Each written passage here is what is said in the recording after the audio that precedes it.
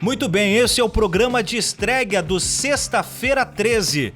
Um novo espaço para você conferir um verdadeiro caldeirão com informações, com opiniões, com conversa jogada fora, mas acima de tudo, a costura do que aconteceu, do que está acontecendo, do que vai acontecer, de todos os assuntos. Parece muito, parece pouco, parece nada, mas nós vamos realmente trazer você para um universo paralelo, onde a gente vai abordar comunicação, onde a gente vai abordar sociedade, onde temas filosóficos, sociológicos, onde temas de interesse de opinião pública, onde a linha jurídica, a linha econômica, a linha política, onde as coisas triviais e frívolas do dia a dia também serão pauta. O cotidiano passa por aqui. O Sexta-feira 13 vai contar para você, de uma maneira descontraída, na opinião de 3 malucos que decidiram se reunir e que vem trazer essa energia boa da Sexta-feira 13.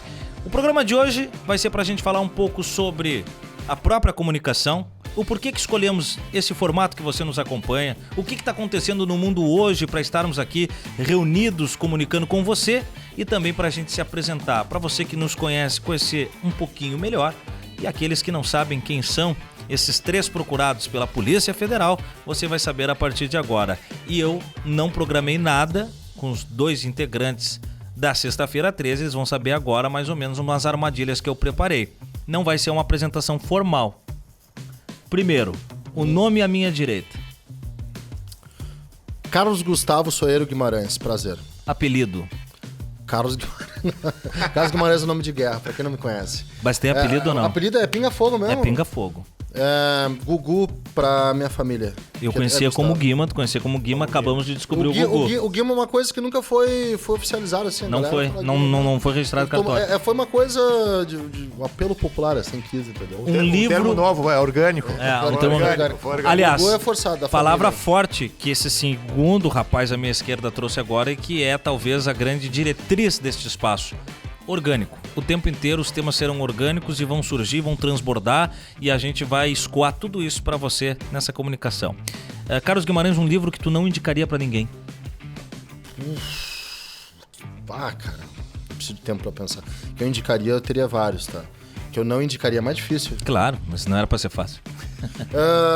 A história do o primeiro que me vem, assim, que tá até na minha biblioteca. O livro que fala do, não sei o autor, não lembro do autor. O livro que fala do Rock in Rio. E o livro que conta a história da MTV também, esses 2 livros. Não indicaria. Eu achava que era uma coisa que ia me revelar um monte de novidade. O Rock in Rio é um pano de fundo maravilhoso pra contar a história de bastidores. E o cara foi de um chapa branquismo, assim, violento. Os primeiros que eu lembro, assim. Não gostei dos 2. Fica esperto que a bola vai voltar. À minha esquerda, quem está neste momento, neste plano, nesta dimensão? Fernando Bittencourt Pullman. Apelido? Pullman. É nome de guerra. Cara, são as pessoas que as pessoas me chamam, né? Mas eu queria um apelido que as pessoas não sabem. Moleza. Então é o Gugu e a Moleza. Tá bom, é bom saber. Eu sou o Thiago Suman, estou com você.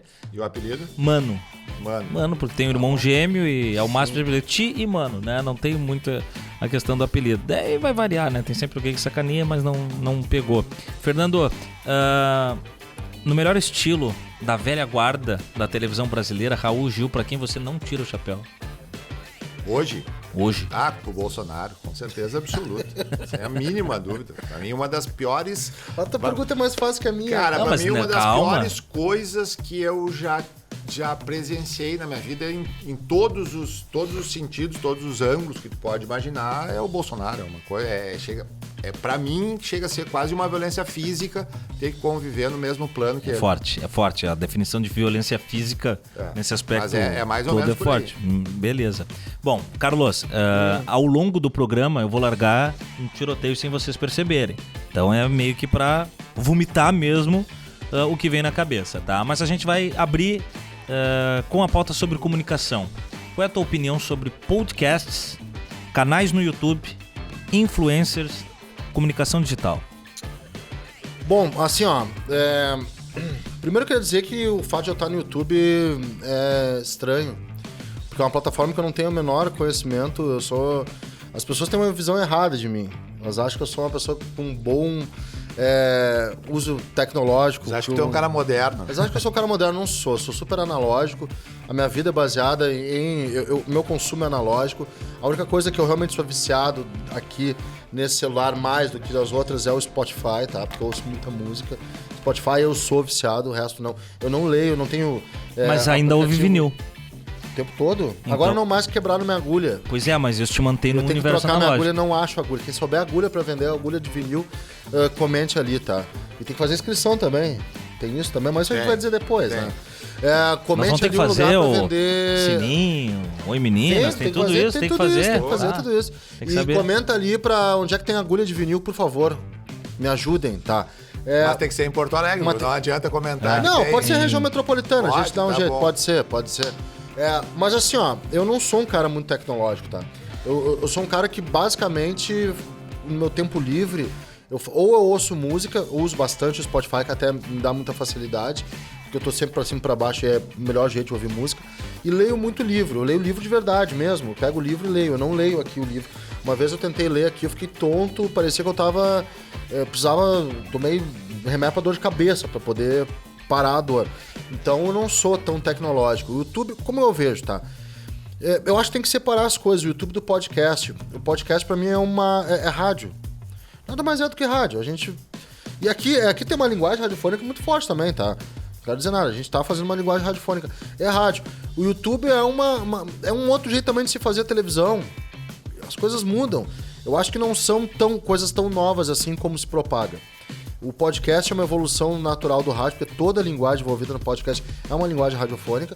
E o YouTube tem uma linguagem televisiva em algumas coisas, em outras não, e algumas tem linguagem radiofônica. Deixa eu me meter um pouco nisso aí. Pode falar. Deixa eu te dizer onde é que eu acho que tá a grande diferença aí do como tu falou, né? Não são coisas tão novas.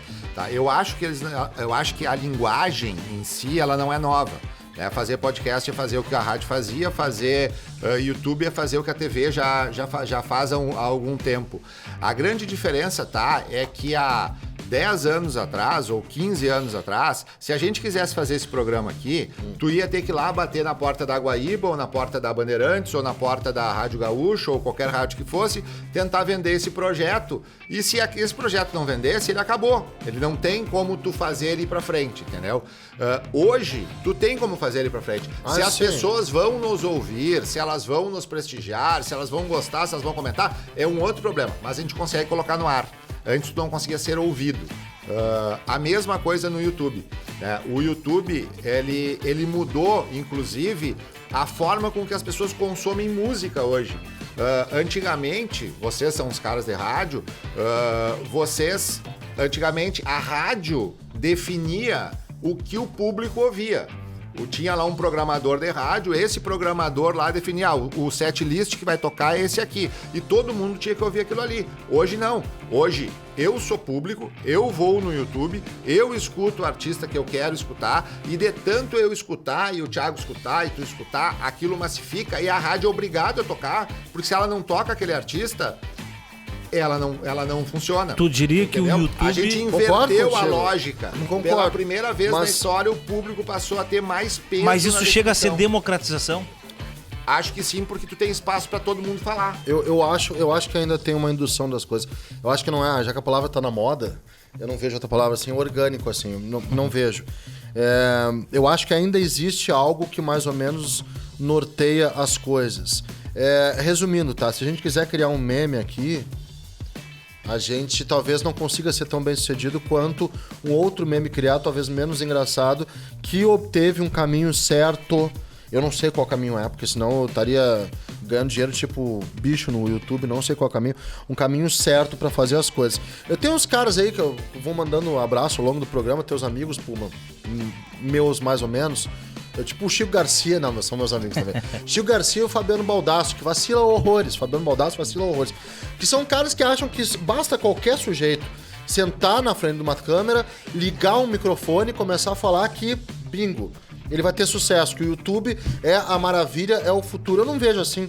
Eu vejo ainda caminhos determinados, que eu repito, não sei qual é, que na música era mais desenhado, como o Jabá, por exemplo, né? Eu vou lá, pago uma grana pro comunicador, pro programador, o programador vai tocar minha música, e de tanto tocar minha música vai massificar. Tá, mas eu não sei qual é esse caminho. Então, eu acho que essa lógica, ela é invertida até um determinado limite. Em outro limite, ainda eu acho que existe a formação de uma indústria que leva um caminho ser mais bem sucedido que o outro. Porque assim, ó, assim como eu com capital econômico, eu banda, interessado no investimento da minha carreira, no lugar de eu investir nas composições, de eu investir na estrutura do estúdio, eu pago pro programador, o que eu faço agora é patrocinar a minha postagem com o clipe da minha banda, e aí o algoritmo vai me favorecer. Cara, não. Aí desculpa, eu vou fazer vou discordar de ti. O que acontece? Se tu ficar pagando o YouTube para que ele mostre o teu vídeo, tu vai sempre entrar dentro daquele que o cara pode pular. Ninguém vai ouvir a tua música inteira se a tua música não for boa. Não existe isso. Diferente da rádio, onde a rádio tu pagava o programador fazia a tua música rodar inteira e eu era obrigado se tua música não for boa. Não, calma. Assim, o que é uma música boa? Pois é. Não. Eu quero dizer o seguinte. Ou só explodiu música boa com o YouTube? Esquece, pelo contrário. Tá, não, esquece música boa. Esquece o boa. Então vamos voltar, tá? Tipo assim, ó, tu falou que é a mesma coisa. Não é a mesma coisa. O programador, tu pagava o cara rodava toda a tua música e eu era obrigado a ouvir. Eu não tinha como chegar e dizer, não quero mais essa música. No YouTube, não. No YouTube, hoje, tu bota, se tu pagar, eu tenho um skip ali, porque eu posso pular, eu pulo a música e eu não escuto a tua música. Perfeito. Não adianta tu pagar. Então, mas a minha liberdade é muito mais em não ouvir. Eu vejo assim. Mas é isso, então. Do que escolher. Isso. Tá? Mas é A isso. minha liberdade é muito mais a não escolha. É aquela liberdade sartriana. É muito mais na não escolha do que na escolha. Desculpa, discordo. Porque Eu acho que quando tu tá ouvindo a rádio, tu não tem opção de trocar a música. Ponto aí. Esse assunto é interessante. Vamos mandar um abraço pro Alexandre Birk. Por favor. Que é o responsável pela edição, grande alemão, que, além de ser um excelente músico, toca o estúdio Sanga, que fica na Paraná. Dá um berro 2372. aí. 2372, isso aí. Decorou o número, né? Bairro São Geraldo, vale a pena. Vem aqui ensaiar. Você que ainda tem banda. O espaço é muito legal. Você que tá em extinção esse lance de fazer banda. Cara, seguinte, se tu tem uma banda e tu vem aqui pra ser dirigido pelo Alemão Birk, que não tem. Tu tem a assinatura E sobre não escolher, eu vou levantando assim, cara. Eu vou... A ideia é essa. Sim. Tu entendeu? Tu viu que eu entendi a linguagem, né? O alemão, a gente tava conversando antes de começar aqui essa gravação, sobre gerações. O alemão tava aqui falando sobre gerações. E eu acho que o efeito, o que o Thiago falou tem razão, cara. Sobre o fato do não escolher. Vamos lá. Um jovem abre o YouTube. Perfeito. Ou abre o Spotify. Ele vai dar um maior número de skip do que de play nas músicas que ele for ouvir. Não, e vou mais longe. Pra cada tec, opa, essa eu vou ouvir. É isso aí. É isso aí. Enquanto que a gente, e toda a minha geração, vai buscar o produto. A gente tinha a cultura do álbum, cara. Claro. O álbum não tinha skip, sabe por que tu deixava o álbum lá? Né? Tu deixava lá Coisa de Louco 2 lá, só pra fazer mais uma propaganda. Deixava lá e tu ouvia todo o álbum, cara. Mas aí eu tenho cultura. Eu postei no Instagram recentemente 7 álbuns que eu ouvi nesse verão, tá? E aí tem álbuns novos como do Sepultura. O melhor álbum que o Sepultura fez com o Derek Green é sensacional. Ouça o álbum do Sepultura. Até coisas mais antigas que eu tava ouvindo também, como sei lá, Roxy Music, que é lá anos 70, tá? Eu ouvi o Tá, mas é que, Guimarães, que a gente Quem ouve álbum? Não, pra você entender assim, nós estamos falando de duas coisas diferentes. Agora nós estamos misturando laranja com limão. Uma coisa é o seguinte, tu ter o álbum e tu ouvir o álbum é uma coisa. Eu tô falando sobre democracia no que tu vai escutar pela plataforma. É outra coisa. Tipo, a rádio eu não podia pegar. Eu ligava na rádio X e tava tocando uma música, eu não tinha como pular aquela música. Vamos lá. Mas no YouTube eu tenho. Mas o disco tu tinha como pular. Mas a tua cultura, a gente tá falando de cultura, mas a tua cultura a experiência te obrigava a ouvir. Não, só um pouquinho. Bem, aí é outra coisa. Mas, Fernando, a plataforma, ela, às vezes, ela não é a consequência da maneira das tecnologias que nós temos. Ela é a indução disso. Nós tínhamos duas maneiras de consumir música. Era o rádio, que eu era refém da programação, naturalmente, e era o disco que eu era dono da minha capacidade de experiência. Perfeito. Eu escolhi a experimentação. Limitada, é evidente. Porque, hoje A ok? ideia é mais ilimitada. Não, mas ok? O teu conceito é bom. Mas quando eu chego a essa nova plataforma que me vende, como todos os produtos comerciais da modernidade, que eu tenho uma liberdade plena, na verdade ela tem uma subseção da qual ela tem o cercadinho do qual eu vou consumir. A minha liberdade, ela se sacia na não escolha. Na não escolha. Não. Então quer ver uma coisa? Me diz assim, ó, me diz agora. Me diz agora assim, ó. Me diz agora. Agora, um youtuber que tu não gosta. Tem vários aí. Me diz um. Posso te dizer. Não sei, assim, teria que pensar, mas sei, deve Baldasso, ter Baldasso. 10 youtubers. Mete o Baldasso, mete, Fabiano Baldasso. Fabiano Baldasso, me diz Ele um é que tu gosta. colorado.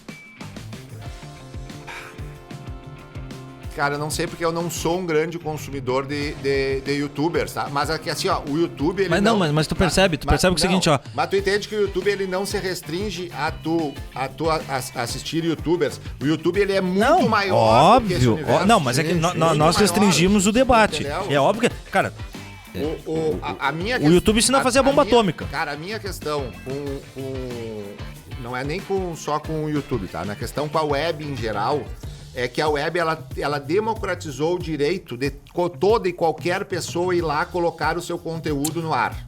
Aí é que tá a questão da democracia. Sabe, Fernando, a coisa mais legal, eu acho que o YouTube e podcast e qualquer coisa, e rede social... Sim, Instagram, Face, a gente tem que analisar sobre diversas perspectivas. A gente tem que analisar sobre a perspectiva do negócio, Sim. sobre a perspectiva da recepção, que é o público, sobre a perspectiva da comunicação e sobre a perspectiva até da inovação, onde eu acho que a inovação se dá muito mais com relação ao modo de distribuição, que impacta no modo de produção, por sua vez, do que propriamente num novo modelo, novo cenário, tá? Mas eu acho que a melhor coisa, sabe qual é, cara, da gente estar aqui fazendo YouTube, e qualquer um fazer YouTube, falta da gente não ter chefe. Bom. Essa é a melhor coisa. Cara, Essa é a sacada, sabe? É que tu é o dono do teu conteúdo. Isso. É isso, Mas não tem entendeu? chefe. É isso. O conteúdo vai funcionar? Não sei. Aí Isso é uma outro negócio. Isso é uma merda, falou- inclusive podemos falar merda aqui, coisa que eu não poderia falar se eu tivesse chefe. Isso é uma merda porque tu não tem coisas que são, cara, que ainda são boas na vida, né? Como salário fixo. Com carteira assinada, né? Carteira assinada é bacana. É isso. Ainda dá é. direito, isso é uma bosta. É que é uma Agora- escolha, né? Agora, o fato de ter liberdade editorial... Eu tava quando o Coletiva me convidou, tem uma coluna toda segunda-feira do Coletiva, prestigie, coletiva.net. Coletiva.net. Isso. Beijo Quando pra eles- Márcia. Beijo a Farias. Márcia, que vai ser mamãe agora, inclusive. E aí me convidaram e eu perguntei sobre o que vocês querem que eu escreva. A resposta foi sobre o que tu quiser. Tô dentro. nessa, claro. E aí eu disse, aqui não tem pauta. Aí o Nando, meio puto, chegou pra mim e disse, dá um pau aqui na tua... Qual o problema de trabalhar sem... Tu acha que tu não é livre trabalhando Pra com quem pauta? não, sei o quê? sabe, o Nando é o chefe do... Isso, o Nando Gross é meu do chefe, eu posso falar mal dele. E eu vou convidar ele pra vir aqui, inclusive. Isso eu quero ver. Isso aí. Participar e vai ver o canal, não tem problema, eu falo mesmo. E aí o Nando disse, qual é o teu problema de trabalhar com pauta? Tu acha que tu é preso com pauta? Eu acho.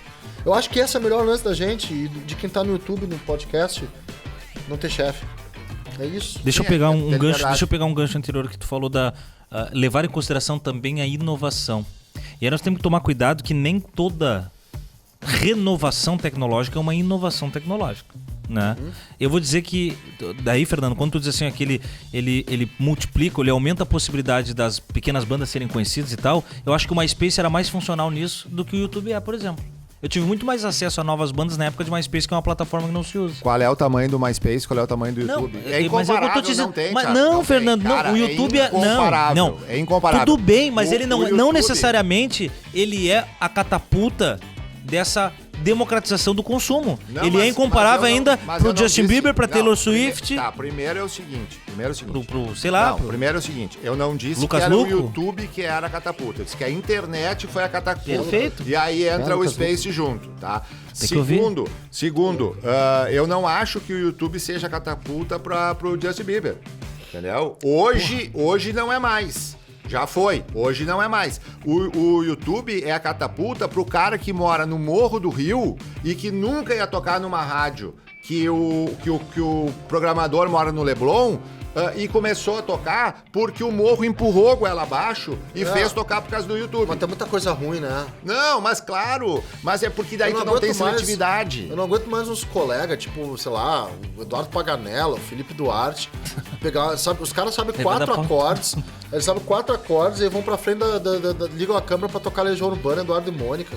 Parem com isso, pelo amor de Deus. Cara, pelo amor de Deus, parem com isso, cara. Guima, não existe vocês irem pra frente da câmera tocar Legião Urbana. Vocês não sabem tocar. O Felipe Duarte, esse tempo, fez um story tocando a Paulo Seco do Belchior. Que bosta, parem. Quase reviveu o Belchior. Tá revirou louco, no parem túmulo. com isso. Cara, é que o que acontece... O Belchior tocaria no YouTube a Fuzel hoje? Não, mas aí tu tá falando uma coisa, agora eu vou voltar pro assunto sério. Tu tá falando uma coisa de muito tempo atrás.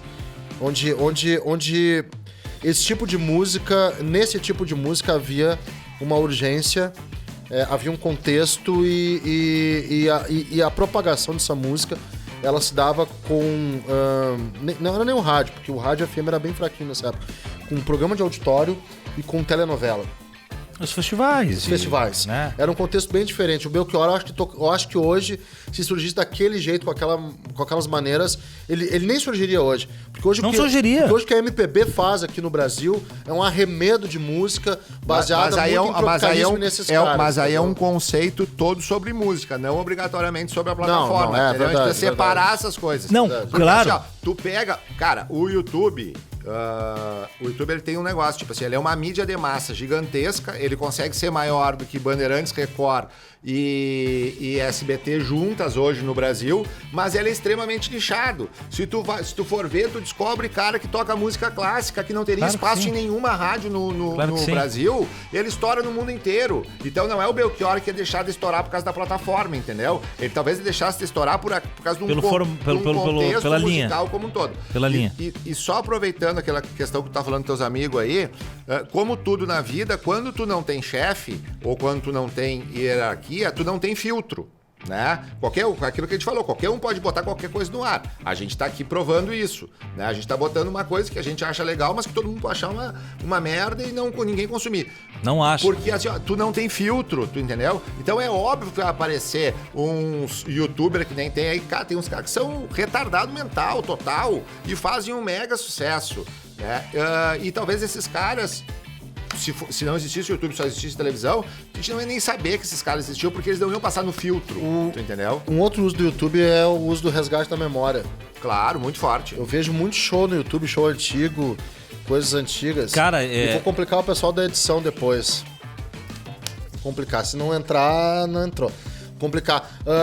O resgate da memória. O alemão vai saber porque ele também foi muito visto nesse vídeo, que daqui a pouco pode botar o link, pode aparecer. Isso é, sei lá, 1900 alguma coisa, 87, 88. E eu escrevi um texto, citei esse cara recentemente, chamado Sérgio Abraão.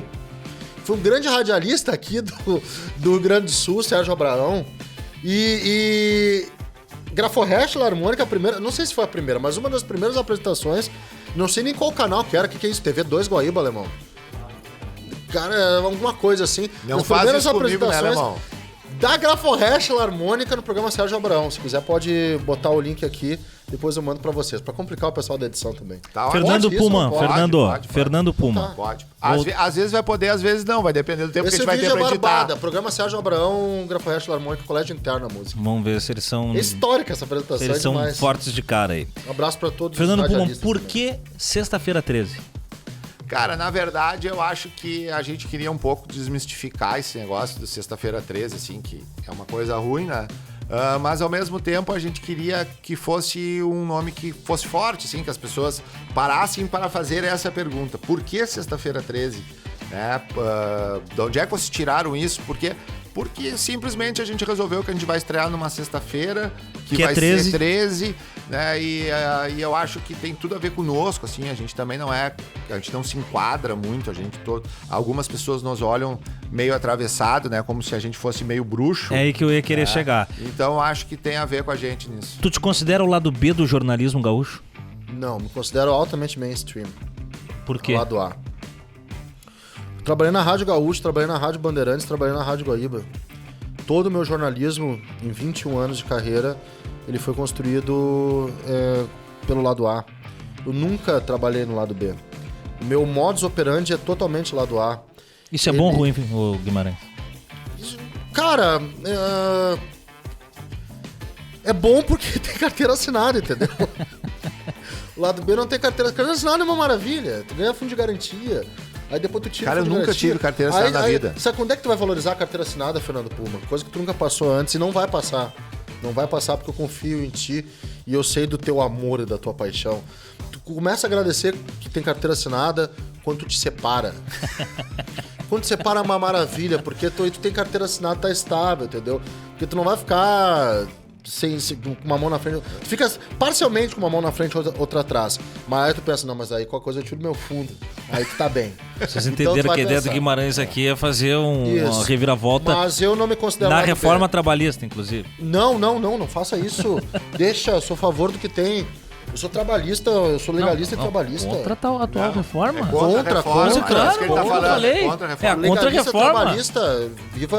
É o Martinho Lutero da reforma trabalhista brasileira. Trabalhismo raiz, não esse trabalhismo meio estranho que veio de tempo pra cá. Trabalhismo raiz, Leonel Brizola, João Goulart, especialmente Getúlio Vargas. Falando nisso... Mas não me considero lado B, me considero lado A. Falando nisso, um ídolo, Fernando.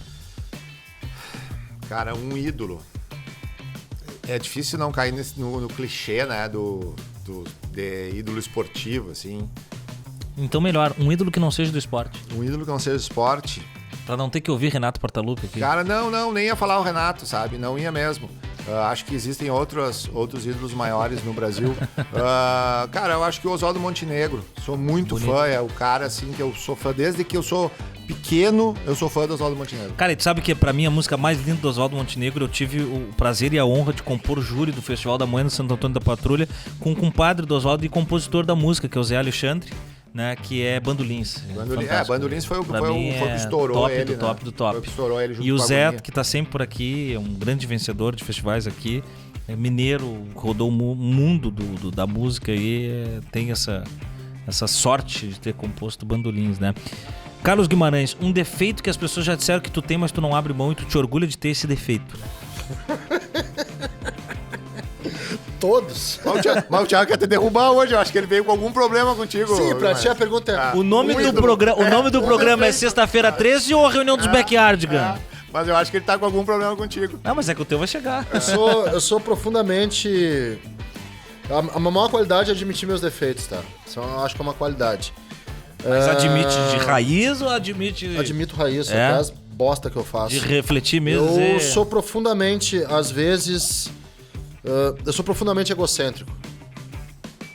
E eu não consigo... Mais do que não querer isso, eu não consigo tirar isso de mim. Faz eu acho parte. que isso é um charme. É orgânico. É ridículo isso. Mas acho que o meu egocentrismo se tornou um charme. Te deixa charmoso. Ô, Fernando, já que tu tá... Agora eu tô precisando disso. Mas agora que tu tá querendo ser... Mas não entre em aplicativo de relacionamento. É uma cilada, meu amigo. O aplicativo de relacionamento é uma cilada. Que experiência ruim. Que experiência ruim. Que experiência ruim. Não deu match nenhum, não saí com ninguém. Tá, mas quantos dias?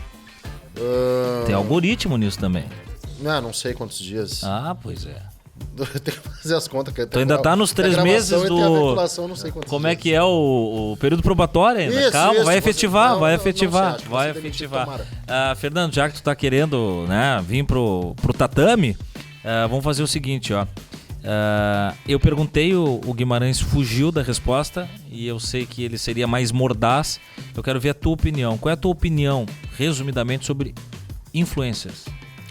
Cara, eu acho que influências é só um recorte da sociedade, tá? Eu acho que assim como tu tem algumas pessoas que tu convive que são muito legais, tem outras pessoas que tu convive que são muito chatas, e isso é a sociedade como um todo, e os influencers são só um recorte disso.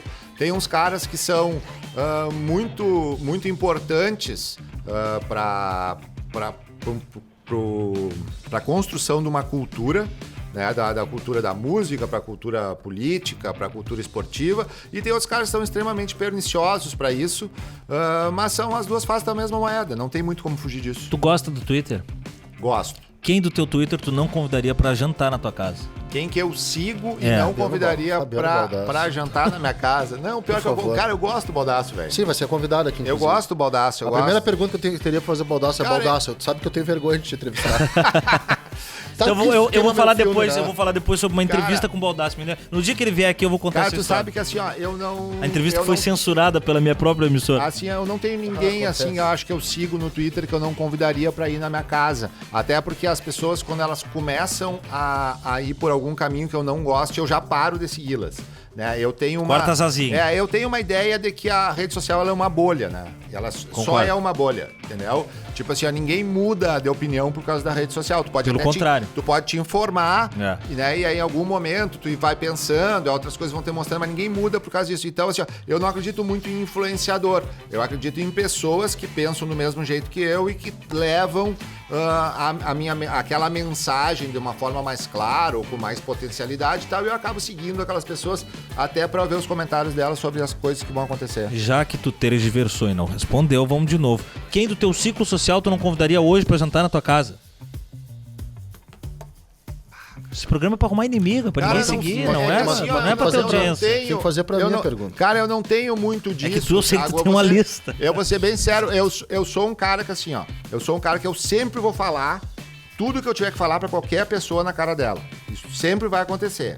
Tá? E a Giovana que não me deixa mentir sozinho. Quem é a Giovana? Giovana é a minha esposa, minha sócia, né? É a pessoa mais importante da minha vida.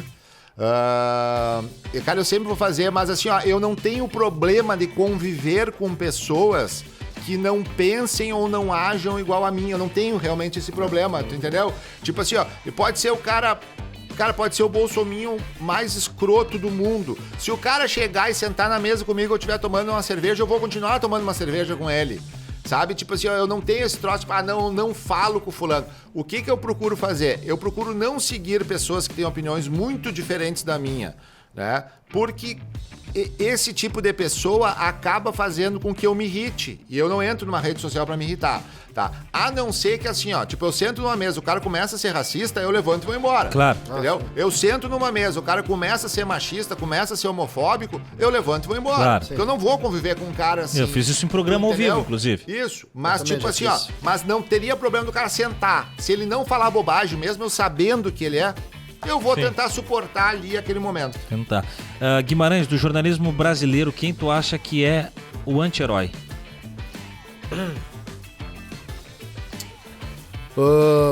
O anti-herói do jornalismo brasileiro, cara, eu tô indo pra rede social, tá? Porque o anti-herói ele não tá num veículo Sim. de massa. Acredito não que tá. Nunca esteve. Pra mim, na minha época eu nunca quis ser outra coisa, sempre quis ser jornalista, mas na minha época que eu comecei a moldar esse gosto, os anti-heróis eram os caras, sei lá, da revista Mad, saca? Aqueles eram os anti-heróis. Pra mim foi a publicação mais genial de todas. Tipo, anti-heróis, eu tenho uma coisa que as pessoas vão se surpreender. Eu não acho que o Intercept seja anti-herói, nem acho que o modelo do Intercept é o modelo que o jornalismo brasileiro tem que seguir. Eu tenho um profundo respeito pelo Intercept, mas acho... qual é a tua crítica? A minha crítica é que eu acho eles, às vezes, descolados e assépticos demais. O jornalismo não precisa ter álcool gel na mão. O jornalismo precisa ter poeira. Eles fizeram uma matéria maravilhosa comparando... Eles juntaram as cápsulas de fuzil de armas no Rio de Janeiro para saber a origem de cada arma. Isso é jornalismo. Parabéns, Intercept. Maravilha. Mas algumas coisas... Mas eu acho que essa coisa, às vezes, meio homeopática, não... Mas isso é jornalismo. Juntar as cápsulas para saber para investigar, isso é jornalismo. Agora, às vezes é muito jornalismo feito por WhatsApp, muito descoladinho, eu não gosto muito disso, não. Então eu não considero o Intercept anti-herói. Tu acha muito panfletário? Não acho panfletário. Eu acho hipster às vezes, pra pegar a palavra. Não, aí é que tá. Eu acho que tenta adaptar a narrativa à público, rede social. sem dúvida.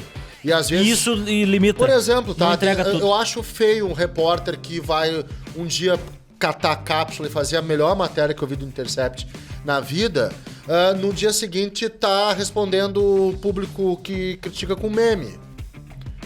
Eu tô cansado dessa memetização da comunicação, velho. Eu acho que a comunicação, ser comunicada por meme, ela é redução... Tá, mas eu vou falar uma coisa sobre redução meme. do vocabulário. O anti-herói eu tô pensando enquanto isso, eu não acho. Eu vou Tá, ver meus pensa seguidores aí. no Me dá anti-herói. 5 minutos. Eu... Nós vai acabar o negócio. Tô apresentando vocês aos poucos e até agora a gente nem falou profissão, aquela coisa básica. Eu tô falando muito mais do que vocês não gostam, né? Pra pegar essa linha do Sexta-feira 13. Eu sou professor de filosofia, sociologia, radialista, narrador de futebol, aquela coisa toda. produtora de cinema. E faço de tudo um pouco. Eu vendo do Jequiti, né? Aquela coisa toda. Faço canal no YouTube. Brasileiro, Menina, né, segue irmão? aqui. e Brasileiro. Tal. Brasileiro, né? Pra pagar os boletos, o cara vai até... Bom, a lona. O fato é o seguinte. Eu sempre fui crítico do meme e eu passei a defender o meme através de uma reflexão que eu fiz dos memes. E eu hoje abordo isso em sala de aula. O meme, Guimarães, tem uma capacidade narrativa genial. Sim. Pela sua capacidade de síntese em imagem e texto, que seria o bom e velho jornal em uma fotografia e uma legenda. Cara, o cara que faz caricatura, né? O A Marco caricatura. Charge. Mas é que a charge, ela sempre tem aliás, ela tem uma conotação bem humorada, mas ela nem sempre tem o dedo na ferida. O bom chargista tem. Nem todo bom chargista, nem todo chargista faz isso. O meme quase sempre nos entrega, ou pelo menos os memes que eu consumo, né? Aí voltamos à bolha, mas ele consegue fazer de algo completamente momentâneo algo perene. Entende? Se eu te perguntar uma charge, tu lembra de uma charge? Mas se eu te perguntar 10 memes, tu lembra de 10 memes. Eu lembro de uma charge. Qual? A que o Marco Aurélio fez do Tele Santana com a orelha de burro, quando Sim. ele não levou o Renato pra Copa de 86. Isso. Não, eu vou lembrar de umas mais recentes, do Schroeder, eu vou lembrar umas... Maior absurdo. Junto com o Falcão em 78, tá? Maior absurdo. Os dois cara, maiores. 78 eu tinha 5 anos, então eu vou te dizer que eu sei mais pelo que o meu pai conta, que é o absurdo. Mas é o melhor jogador do Brasil. Que o coisa, né? Os dois melhores jogadores do Brasil em 78 e 86 não foram pra Copa. Que foi um absurdo. Só os anti-heróis do jornalismo são aqueles caras que de fato sobrevivem a toda a precarização da profissão e mesmo assim conseguem fazer dentro disso um jornalismo autoral, um jornalismo válido e um jornalismo honesto para eles. É muito difícil fazer. É muito difícil fazer jornalismo honesto e ter a desonestidade por índole e a desonestidade por necessidade, tá? Às vezes tu tem que publicar uma matéria desonesta porque senão tu vai pra rua e não tem como pagar a conta. Isso é muito difícil, né? Eu não condeno essas pessoas. E tem a desonestidade por desconhecimento, vocês sabiam disso? E aí tem um para um outro, que é, por exemplo, o falso dogma da imparcialidade. Sim. Às vezes tem gente que realmente publica por achar que imparcialidade existe.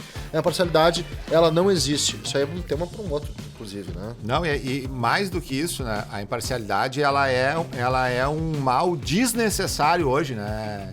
Eu acho que... Ela não existe, nunca existiu, sabe por quê? No momento que eu te ofereço um café e te pergunto, tu quer com ou sem açúcar? O que tu vai me dizer?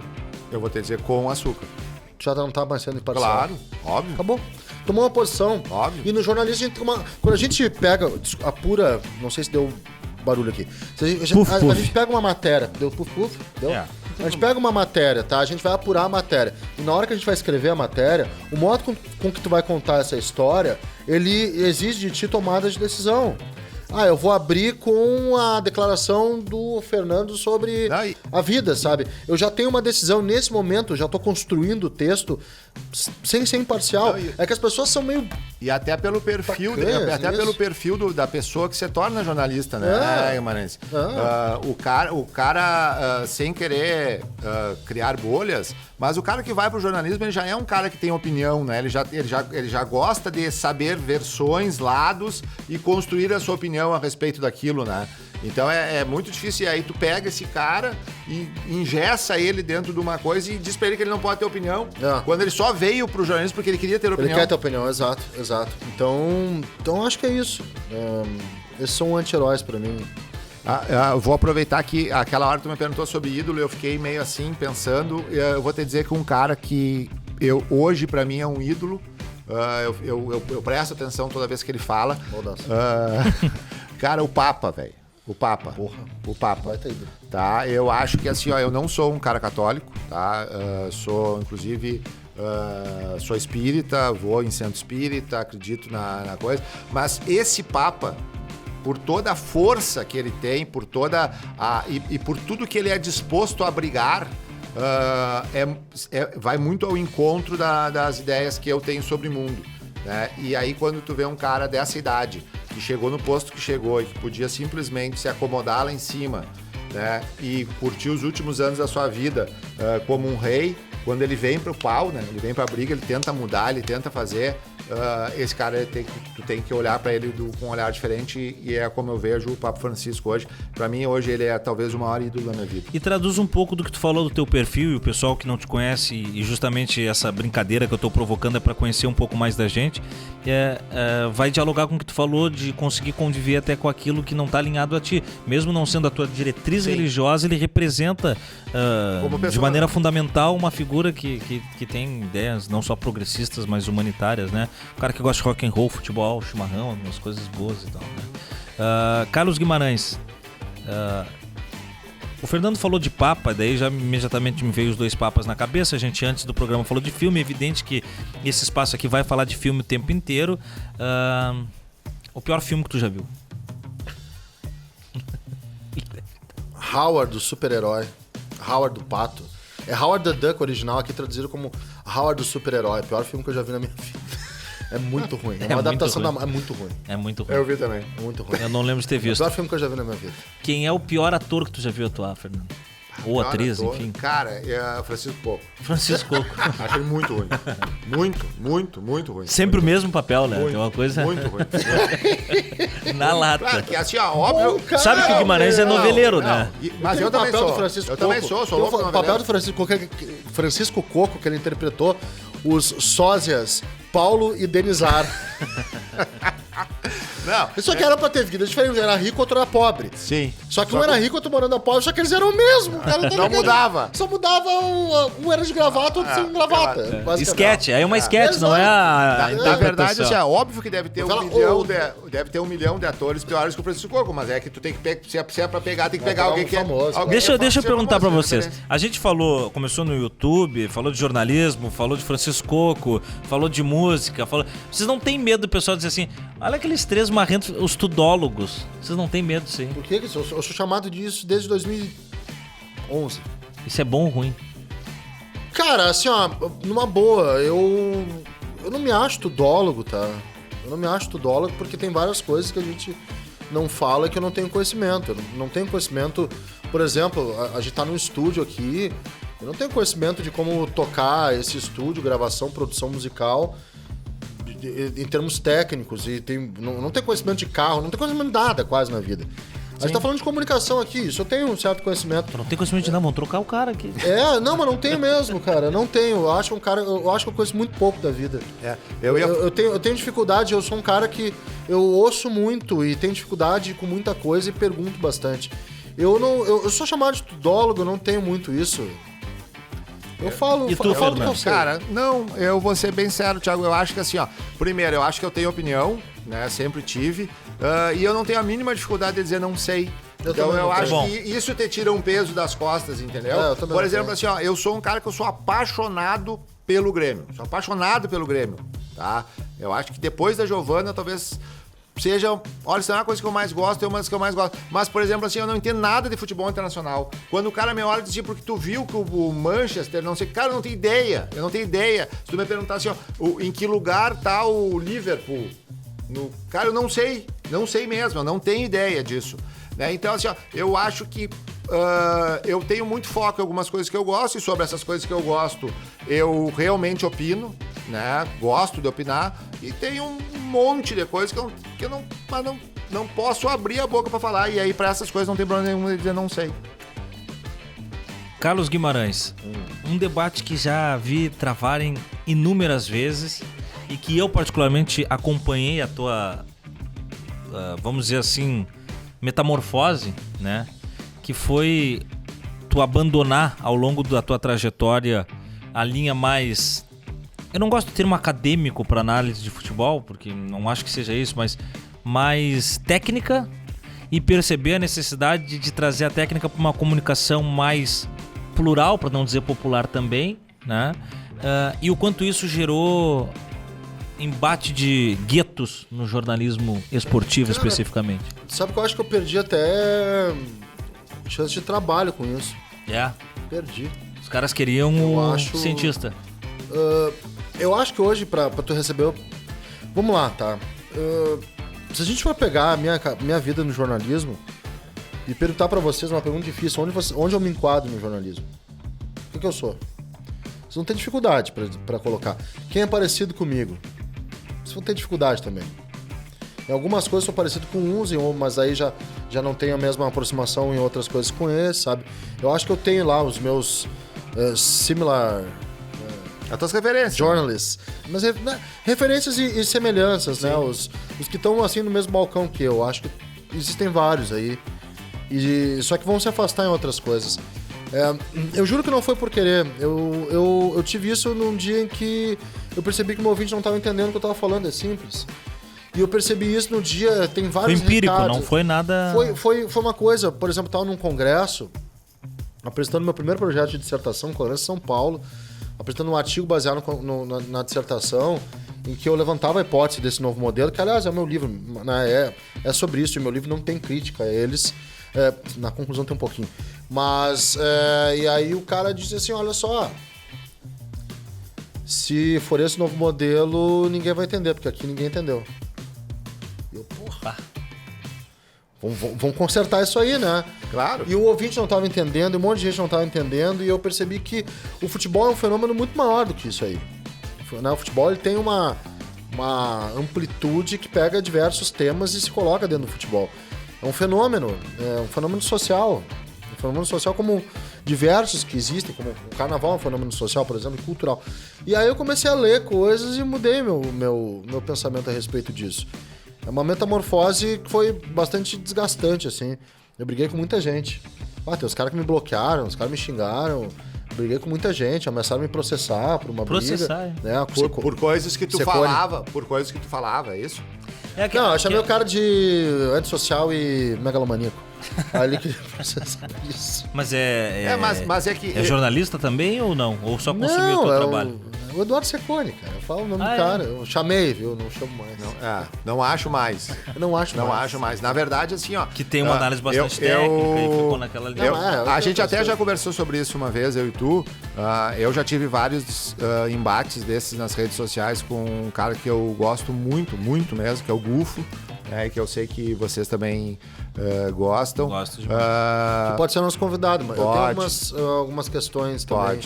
Críticas que ele sabe, pontuais ao modelo e até vou falar aqui, porque eu já falei isso várias vezes pessoalmente para ele em rede social. Né?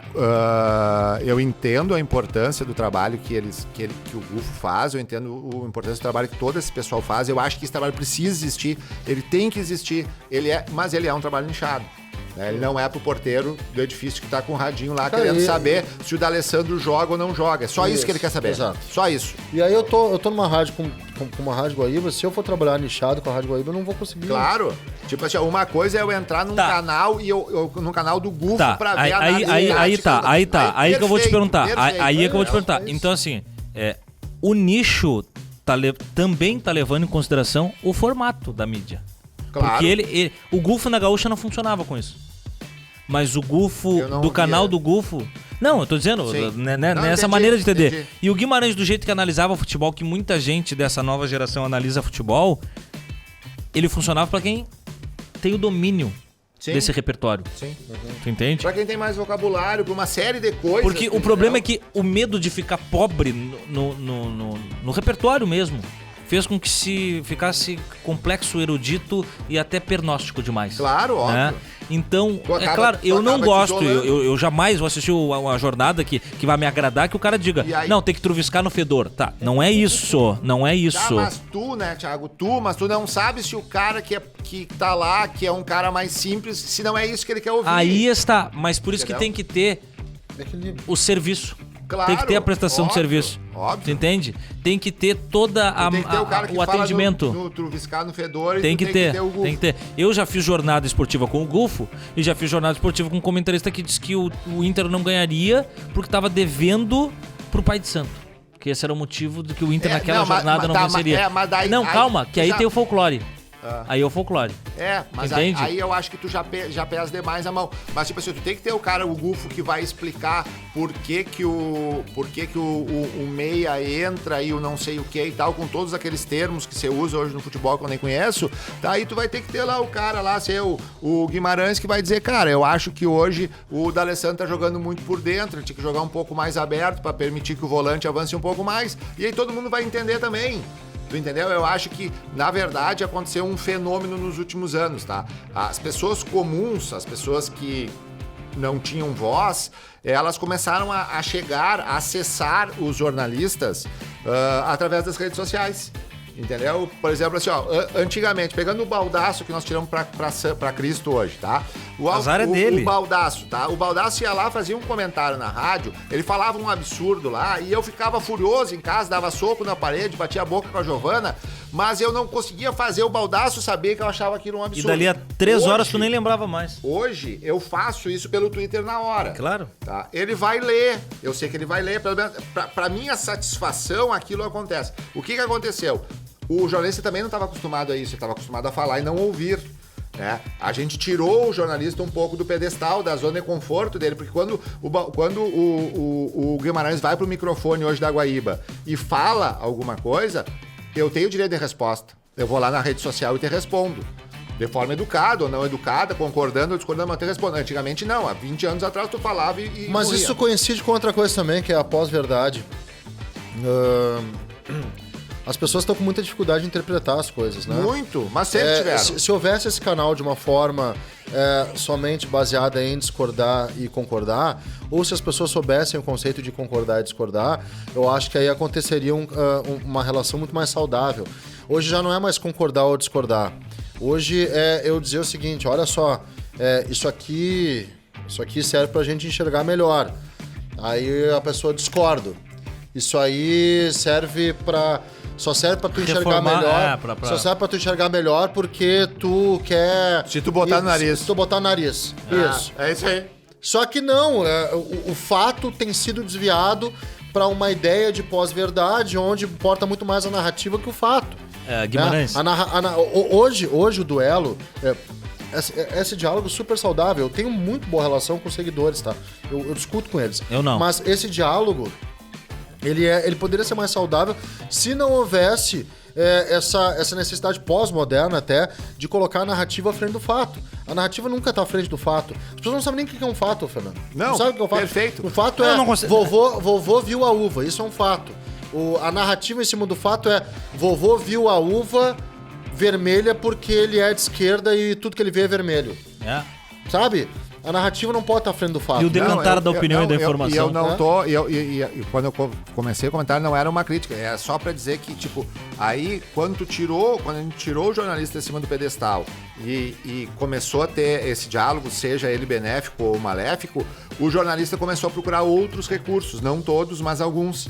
E alguns foram pra esse campo. Então, tu começou a mudar o teu vocabulário, a melhorar dentro da tua concepção de melhora os termos e tal, para conseguir criar um distanciamento de novo do público. Só que, daqui a pouco, esse distanciamento pode ser muito grande. Ele pode ser maior do que te permite a parte comercial. Porque a gente não pode esquecer que para todo mundo ter opinião, para uma rádio existir e tal, tu tem que ter uma área comercial que venda. Não, claro. Então, e para isso tu tem que ter audiência. Então, são vários pontos que precisam ser identificados, mas eu acho que essa questão do jornalismo esportivo, ela passa um pouco por aí. Entendeu? E é engraçado que, claro, pelo esporte ser algo muito mais aprazível, ele se torna o foco dessa nossa discussão sobre qual deve ser a tonalidade da abordagem. Mas a gente... 5 minutinhos? Vamos encaminhar pro final, a gente deixa esse papo pra frente que vai ter muito tempo pra gente debater. Mas por que a gente não debate sobre o formato da abordagem em outras editorias, como a cultura, como a economia, como, sabe? Política e futebol. Porque as outras não envolvem paixão. Entendeu? Aí tu te torna irracional. Tem muito cara que tu senta com o cara pra discutir música e o cara é um doce. E aí tu fala sobre qualquer coisa de política, o cara vira um diabo. O cara quer te bater, entendeu? O futebol e a política, eles geram uma paixão. Tanto que a gente mistura a política, a gente trata a política como futebol. Exato, né? Exato. Mas aí eu acho que enfim, o futebol acaba sendo uma inspiração para as pessoas discutirem qualquer assunto que envolva dicotomia, né? Que envolva polarização. Aí o futebol se torna assim uma inspiração para essas coisas. Esse papo é interessante. É bom. A gente pode desenvolver.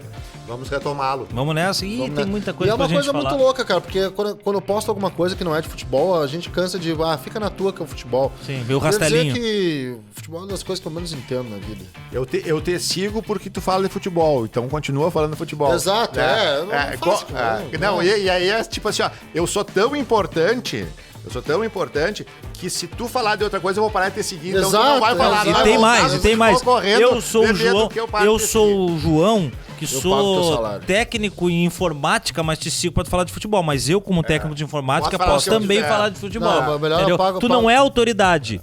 Porque eu também posso falar sobre isso, mas tu só pode falar sobre isso. O melhor é pago teu salário, meu velho. A gente chega É. um ponto na nossa vida que... Né? Não é pelo salário.